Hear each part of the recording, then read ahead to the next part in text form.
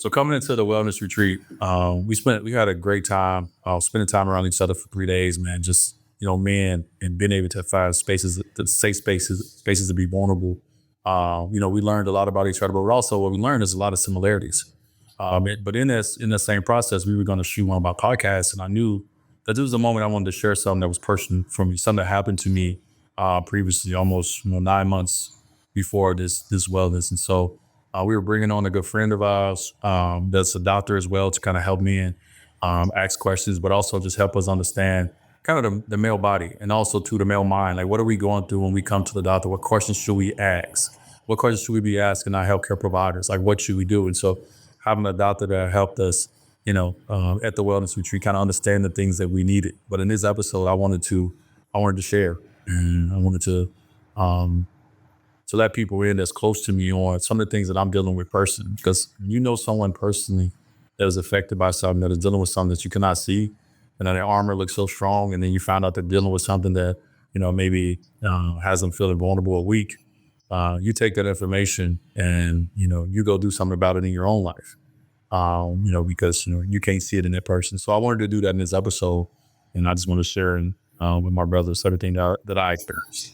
I think we have to understand also that there's men's fitness and men's physique, but that doesn't mean men's health and men's wellness. I guarantee if we really dropped all boundaries and all fronts and just transparency and authenticity, every single person's going through some stuff right now. We're gonna talk. I wanna bring up a good friend of ours who it's funny because when we doing the podcast and just kind of having these conversations, we actually did this conversation in Tanzania, Africa. Yeah, we was in Tanzania, Africa. We were in this hoopty. We were riding down a street. Dirt street. And it was Bob and I, and it was a friend of ours, Joel, who you guys will get a chance to come on here pretty soon. And I met Joel from my wife. Right. You guys, meet somebody from your wife, right. You always like, what are you on? What are you on? Yeah, right. But anyway, get a chance to build your own relationship. And we got a chance to sit in that car. We got a chance to talk about the things we're talking about. We got a chance to talk about our health. Joel is a doctor. He would come up here and explain the doctor he is. But he's the right one to talk to. He is definitely the right one. From a man's standpoint because of what he does. And we started talking about these conversations. And we're in the midst of talking, we was like, bro, man, this is a podcast. Straight up. I'm like, bro, I'm starting a podcast. Because the conversation was so fulfilling, so rewarding to be men and to be able to talk about personal, private things and get educated on those things. And so when we thought about doing this here at the Wellness Retreat, I called my brother Joel and I was like, bro, I need you to come to the retreat, but I didn't tell him that he was going to be on the podcast till he got here. So I appreciate him coming out. We want to give him space, and we want to bring up Joel. Yo, and we're going to call him Dr. J. Appreciate you having me. Good to be here. Good to see you guys. As we said before we got on here, man, this conversation, you remember that moment, right? You remember that moment in Africa? Of course. With us riding down to Tanzania, man, and we actually talked about this exact moment right here. Yes, true manifestation. We talked about this happening, and here we are. Introduce yourself to the people out there. So my name's Joel Abbott. Grew up in Las Vegas. Had a different path into medicine, very non-contemporary path into medicine. Ultimately, I got into medicine, went to medical school in LA, general surgery, trauma surgery, training in West Virginia. Then I changed to urology, which is some of the field that we're talking about here. Urology is the management of mostly men, but bladder problems, kidney problems in all sexes, and then specifically to men, all your man parts. So prostates, testicles, penises, all of that. So everything you were talking about earlier, that's what I do.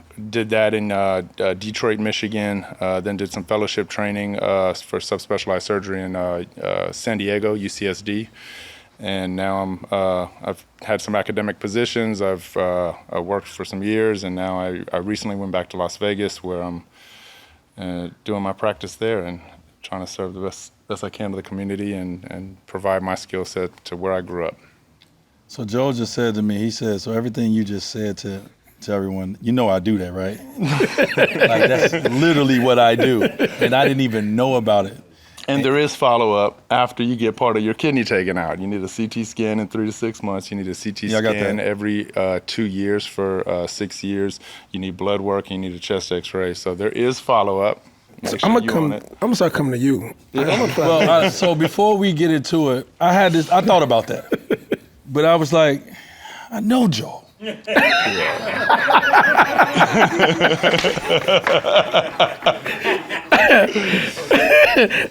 What's crazy is I actually know him, right? We've been in my house, like like I said, he knows my wife. My wife calls him the dick doctor. Like this is close. Oh, I know Joe, and I was like, now I gotta go deal with this on my own. I get that though. I get that.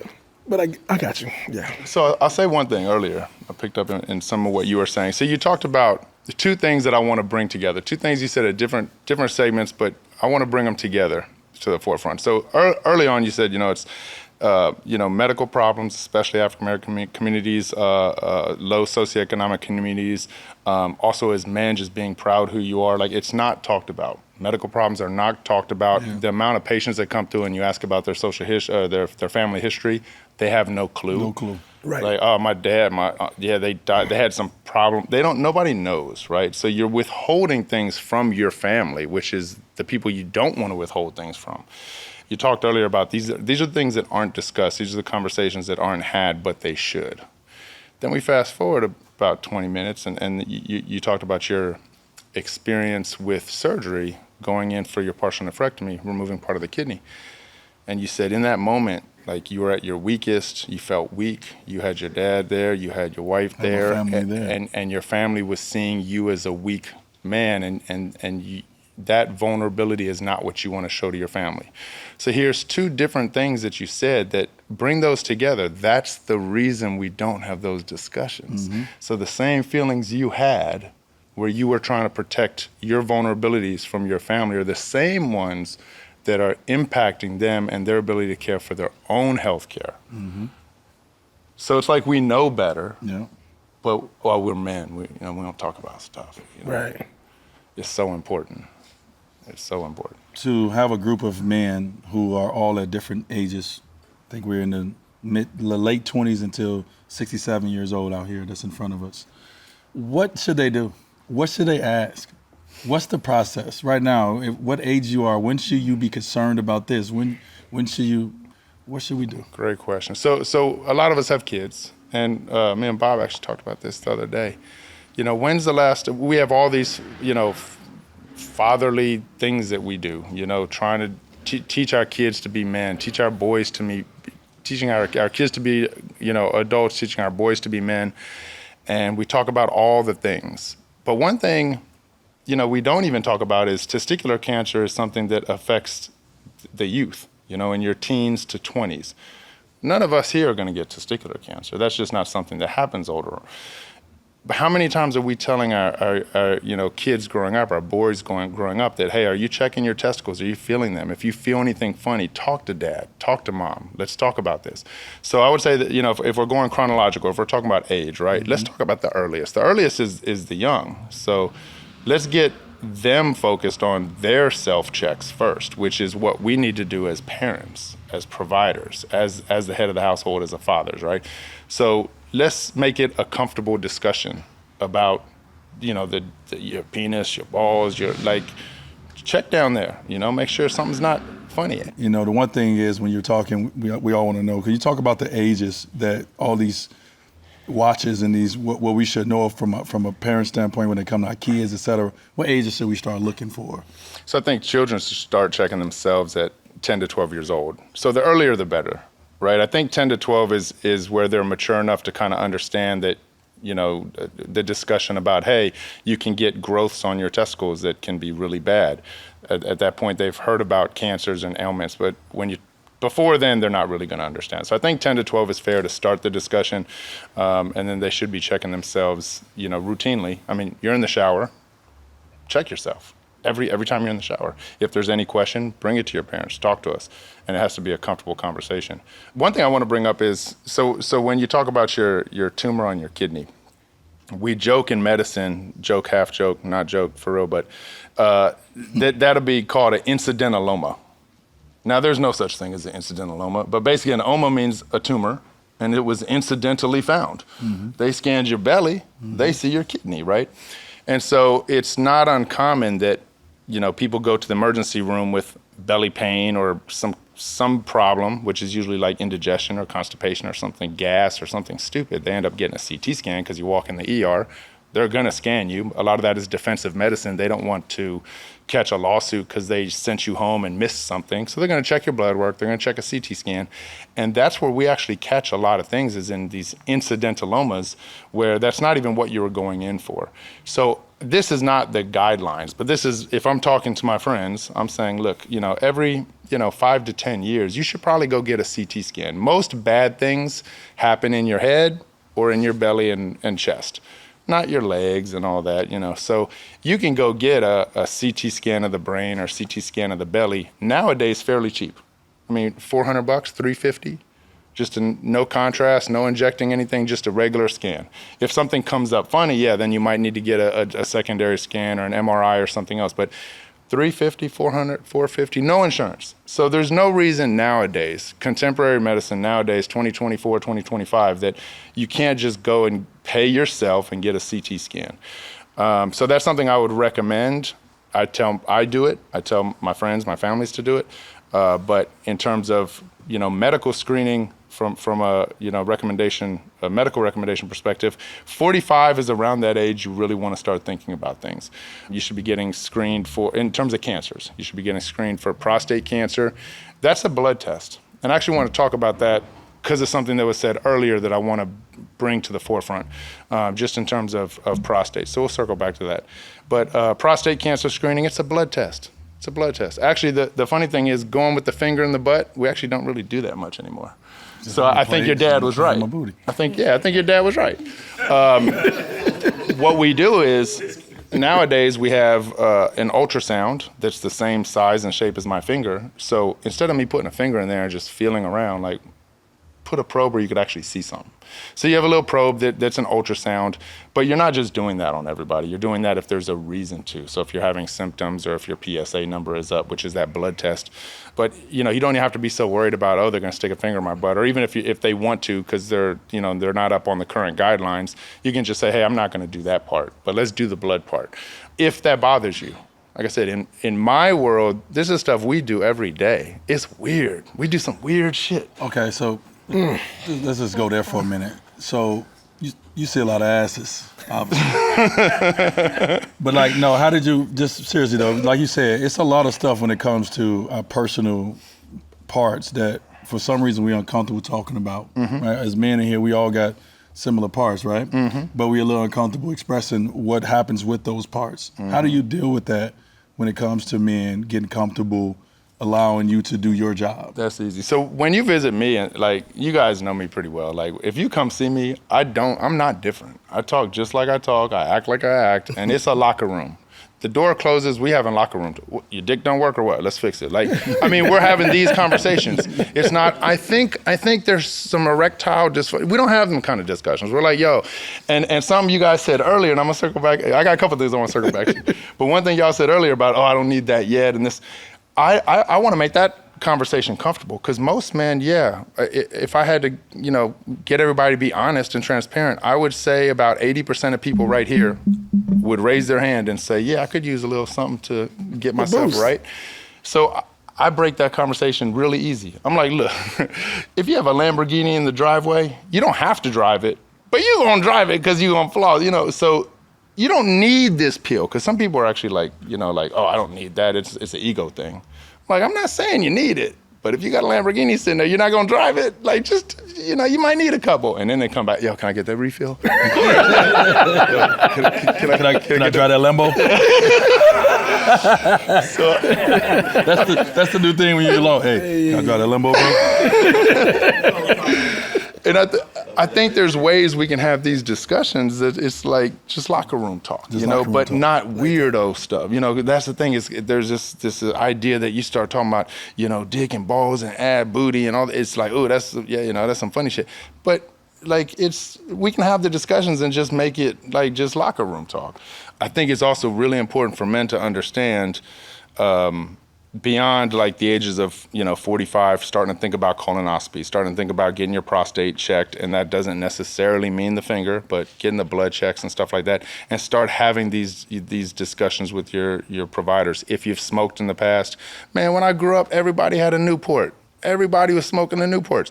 Nobody knew back then. So it's like, if you've got that history of smoking, now you got to get your lungs screened. You got to get a chest CT scan, every few years if you got the smoking history. So, take some of it in terms of like what you've done with your life to kind of predispose you to some things, but also just think like 40, 45 years old, you should start having these things checked out. One thing that I think hurts folks in terms of prostate cancer, one is the whole stigma about the booty. Two is everybody thinks that prostate somehow means erections. Like if you lose your prostate, you can't have sex, which is not true. Prostate, what it is it stores ejaculation fluid. That's all it does. And when you have an orgasm, your prostate squeezes and you have these pelvic muscle contractions. It feels really good and it squeezes it and the fluid comes out. But that's all it does. It's just it's a little organ that holds this fluid. It doesn't have anything to do with your penis, your erections, even your orgasms.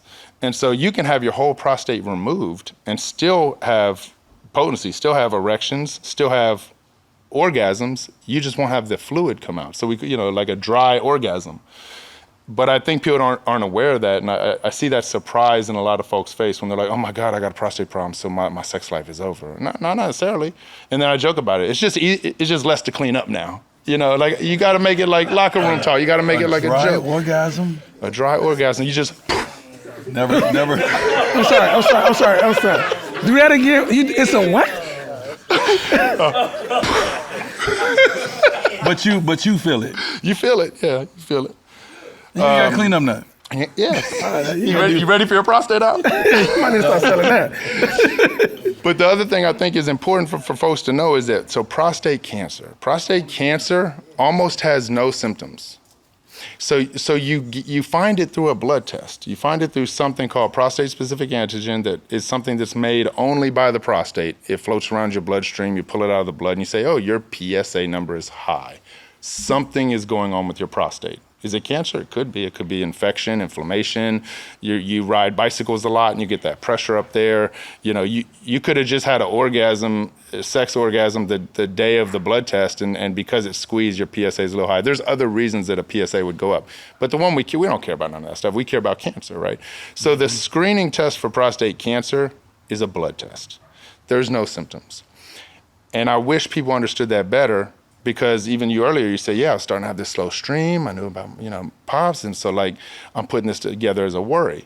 And that's a pretty typical picture that you painted that I see every day, is that, I think you're a little bit more forward in terms of being proactive. A lot of people aren't. But, people think that if they don't have symptoms, I've seen PSA numbers so many times that are to the point where it's I know for sure you have prostate cancer. But you're arguing with me but I don't have no symptoms, I'm good. And I try to explain to them there's no symptoms, it's a cancer. The two big prostate problems are either cancer or having a big prostate. Big prostate tightens up that donut hole, makes it hard to pee. Prostate cancer, there's no symptoms. So I also think it's important for people to understand, you gotta get screened. Because people say, oh, but I feel fine. You gotta get screened. Colonoscopy the same. Until you have a huge tumor, colon cancer, and you're not able to poop, and you're just blood is coming out. At that point, it's too late. It's gonna spread everywhere. You gotta catch things when they're small. So I think the importance of just understanding that just because you feel okay, and I correlate that to mental health. I look at every one of you. I'm looking at all my brothers here. I'm like, y'all look great. Y'all look happy. I guarantee if we really dropped all boundaries and all fronts and just transparency and authenticity, every single person is going through some stuff right now. Every one of us is going through some shit. But on the outside, y'all look great. And so it's the same thing with your health. You can look and feel great. It doesn't mean there's not stuff going on the inside. And you have to trust in your medical community to know that this is what we test for, this is how we test for it, and let us help you down that journey.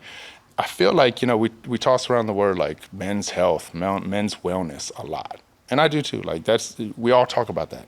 I think people look at it and confuse it with men's fitness or men's physique. Because I might look at D and be like, man, he's in great shape. He's healthy. But is he though? When's the last time you got a CT of the heart to see if if your blood vessels are clogged in there, and you could be damn near ready to have a heart attack? You look great. You're in shape. So I think we have to understand also that there's men's fitness and men's physique, but that doesn't mean men's health and men's wellness. So let's not confuse those things. That's a word right there. And so back to what your experience. Not and like I see both sides. So I'm like, and I think D brought up a really good point earlier. He said, when we go to our doctors, use ChatGPT, ask a friend, phone somebody or something, go in with some questions. Because some of the constraints we're under, if we take insurance, and that's why there's a big difference here, right? If we take insurance, physician reimbursement has been cut every year since 1984 except for twice. Damn. What was cost of living in 1984? What was minimum wage in 1984? Like it was different. We're taking cut after cut after cut. And so we're under these financial constraints, and physicians are not allowed to unionize. That's considered illegal. Okay. So when we try to have a voice, we just get, bullied back by, the insurance companies and the hospital systems and the big dollar players in the medical space. So we get pushed back on it. And they expect us, and these are real numbers that they say, like, we're trying to provide. I mean, it is almost silly. They say like, oh, we're not cutting pay. We're trying to incentivize access to medicine, because that's the problem. Incentivize access to medicine. No, you're cutting my pay. No, but you're going to see more patients. That means more mistakes, shorter visits. I can't review all your medications, get medical history. Like, I'm under these time constraints. So they expect us to see a patient, document everything in 6 minutes. That's a real number that's told to us. Wow. Usually in the first 6 minutes of me talking to a patient, because I'm different, bro. I'm not going to, I'm not worried about money, so I'm not chasing that, right? So I'm trying to take care of people. So for the first 6 minutes, it's barely an introduction. How are you doing? Like, talk to me. What can I help you with today? Let's set the agenda. Getting someone comfortable to talk to you. Yes, getting that locker room feel. Like, but y'all want me done in 6 minutes? But that's just the constraints the medical community's in, right? And so he had brought up that, go in with your list of questions. Go in with your agenda. And so I completely agree with that. That it might be a scenario where you go in and say, hey, doc, I had a murmur when I was young. I want my heart checked. I would like to have my blood sugar checked. Diabetes runs in my family. I would like to make sure my blood pressure is good. It's always been. Give them the agenda. Give them your expectations. Because just like anything, a relationship with anybody, a physician-patient relationship is a relationship. True. If you don't vibe with that doctor, what do? I'm gonna find me a new doctor, right? Right. So it is a relationship. And just like any other relationship, like if you're not communicating and providing expectations and clarity on these things, like you're not gonna get what you need out of the relationship. And then the other thing I wanna just bring to the forefront is that in medicine with insurance, right, we have to justify everything we order. So they might have wanted to order an EKG on you. And I might actually say that you probably should go, if we were really checking your heart out, we should probably go a step further and go get a stress test. Go get a CT angiogram, a CT picture where they inject something and it goes through your blood vessels and you see your blood vessels in your heart. I might say go a step further, but the insurance not gonna pay that stuff. It doesn't matter if we really, really, really feel strongly about it. They say no to everything. You might come in for like, some bladder symptoms, like how you went to your doctor, and this patient has belly pain, and this patient has, substernal sharp, pains and stuff. None of that's accurate. I need a CT scan. I know I need it. I'm looking for some stuff, but if I just say bladder symptoms equal, they're just following their rule book to make money, their rule book to save spending. Right? So their rule book says, that diagnosis doesn't mean you can order that. So nope. So your doctor probably was like, well, an EKG is allowed to be ordered every 3 years. Otherwise, it doesn't get reimbursed, right? And so you've already had it, and so I'm not going to order it because it's not going to get paid for. Because the EKG is done in the doctor's office, and there's nothing worse than doing a service for somebody, sending the bill to the insurance, and them saying, nope. Wow. Right? And that's what we deal with every day. Wow. So a lot of it is us trying to figure out what can we do to take care of you, but also I need to get paid for what I do. True. So they might have wanted to order that EKG just like you wanted them to order that EKG. And they might not be as blunt as I am to say, you know what, they're not going to pay me. Or if they are, I'm going to have to fight for them. And that's not something I'm willing or wanting to do. So we're under a lot of constraints, and I think there's a lot of distrust in the medical community, which we've talked about. It frustrates most providers. There's bad apples everywhere. We know that. Every industry, there's bad apples. I don't think the vast majority of people that give up 4 years of undergrad kicking their ass, 4 years of medical school kicking their ass, and then another 3 to 7 years of residency kicking their ass, where they have no social life. They give up their 20s, they give up half of their 30s, they go into significant financial debt nowadays, anywhere between $500,000 to $800,000 debt. I don't think people are doing that to just come out and just do scrupulous things and like, oh, I'm a doctor and I'm gonna be evil, right? I just don't think the people that are willing to go to that extent, man, look, I say it all the time. People talk about, oh, I wanna go into medicine. I say, we should have a long talk before you do. Are you willing to give up your 20s, half of your 30s, and go about 500,000 to 800,000 in the hole? Because if you're just trying to make money, that's not the move. Go take a loan out for 400,000 and give up 1 year of your life, and you'll probably build a business that's going to do far better than any medicine practice will. So I truly don't feel like, providers, doctors are really in this to like screw patients or make money. Or I think there's a lot being pushed in that direction. That's just because insurance medical reimbursement's gotten so bad that now they're looking for other areas. Yeah. But so it feels like that, right? Because of the 6 minutes. You know what I'm saying? It feels like that they don't care. Push you out. Right? It's like they're trying to push you out. And so that's why I was saying it's good to hear, for us to know both sides. From our side, how we see it, but also too, what's going on in their world and how they're seeing it. And so going to the doctor, now we know we got to be even more efficient. Efficiency. We got to be efficient. And that means you got to come with your questions and shit in your history and everything when you step up in there, because of now knowing this is how it's going. This is how it's changing a little bit, but we don't get to hear that. I'm not gonna lie, you might have saved that doctor from a bad Yelp review. Cause I was gonna get at it, but I appreciate that.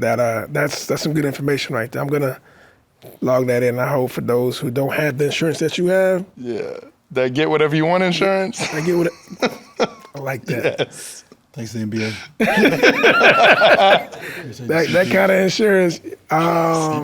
CP. Make sure that I ask the right questions, but also just be a better advocate for myself, and just making sure, like you said, follow my history, follow my just make sure that I come in ready, be efficient in that process. So say less, I'm on it. Let me say one other thing real fast.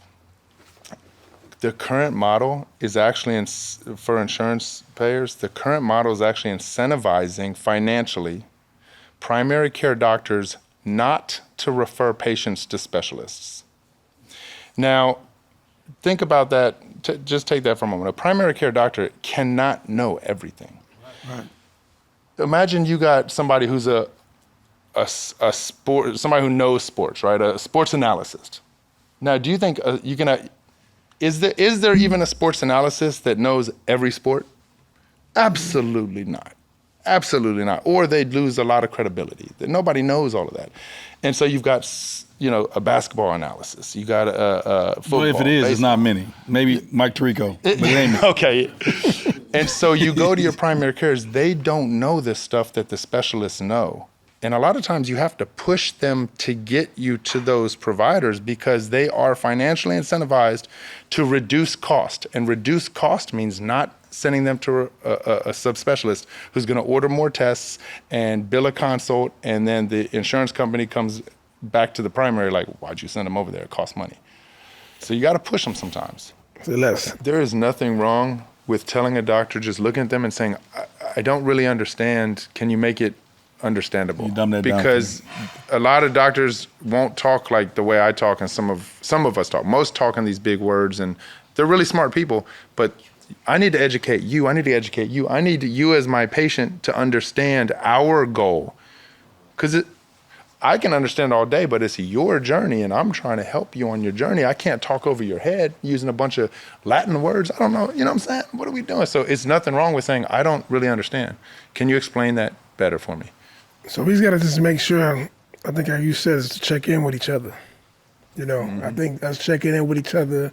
Having difficult conversations having too. those conversations. And the conversations that we've had this weekend, taking that time out to have those moments with each other and continue that. Like, don't let us, like you said, don't let us stop here.